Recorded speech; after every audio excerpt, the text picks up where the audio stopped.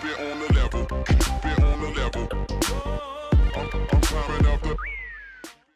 What's going on, Nasteey Nation? It's Nasteey, and I would like to welcome each and every single one of you to a brand new episode of the Support School series. The Support School series is something that I did a long time ago. For those of you guys who weren't around my channel back then, essentially in this series, what I do is I take a very specific aspect of the support role, and I try my best to kind of break it down so you guys have a lot better understanding of how exactly you're supposed to go about with doing that.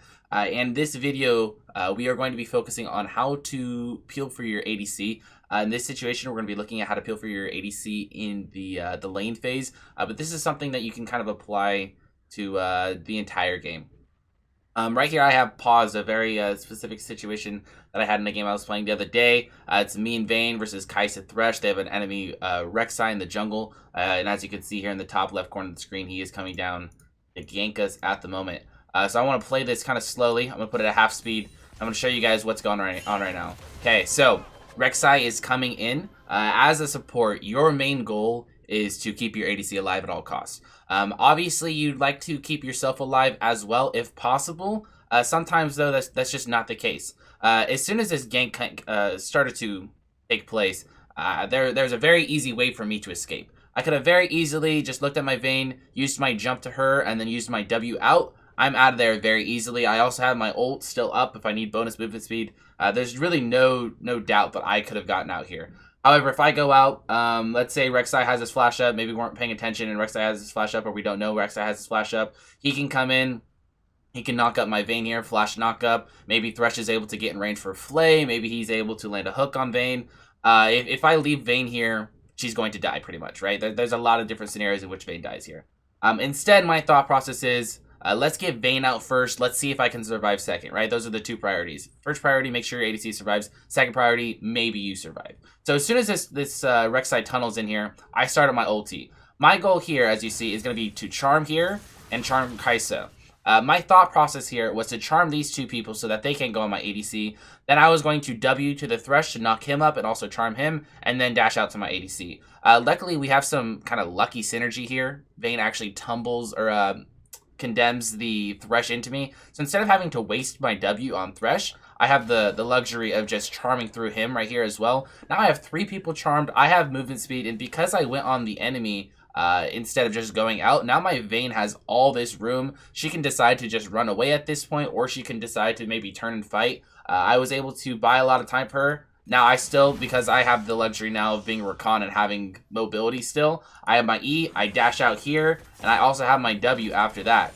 This is a lot committed on the enemy's behalf. They just committed a whole gank down here, and they didn't get anything out of it. We don't lose any CS, we don't lose any XP, we don't lose anything. In the meantime, we get a successful gank off in the mid lane. We're able to get a tower.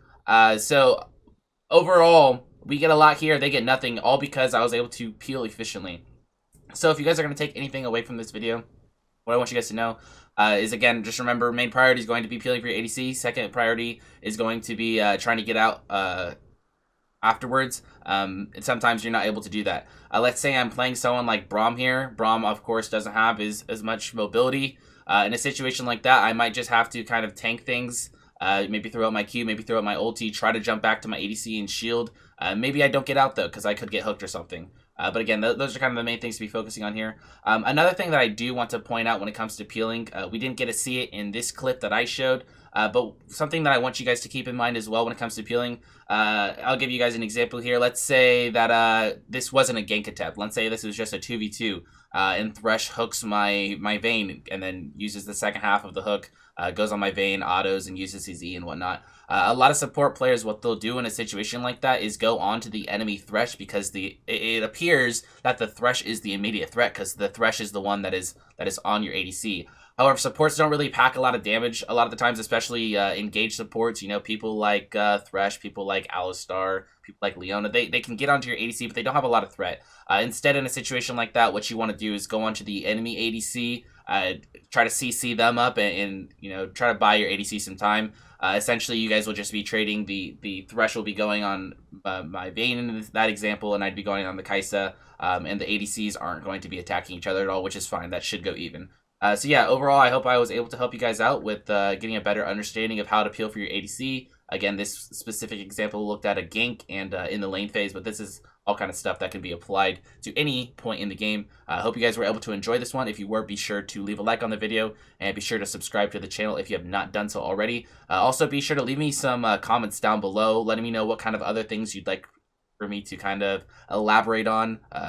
For this support school series. It's a series, like I mentioned at the start of the video, I did a long time ago, and I'd like to bring it back. So if there's a specific aspect of the support role that you'd like to know more about, please let me know down in the comment section below, and I'll try to make a video on it. That will do it for me, though. Thank you guys so much for watching, and I'll see you guys next time. Peace. I could do this all day, I could do this all night, all month, all year, for my whole entire life. Who you know got a home, but seem to live on the road, looking like a black gypsy in the curve.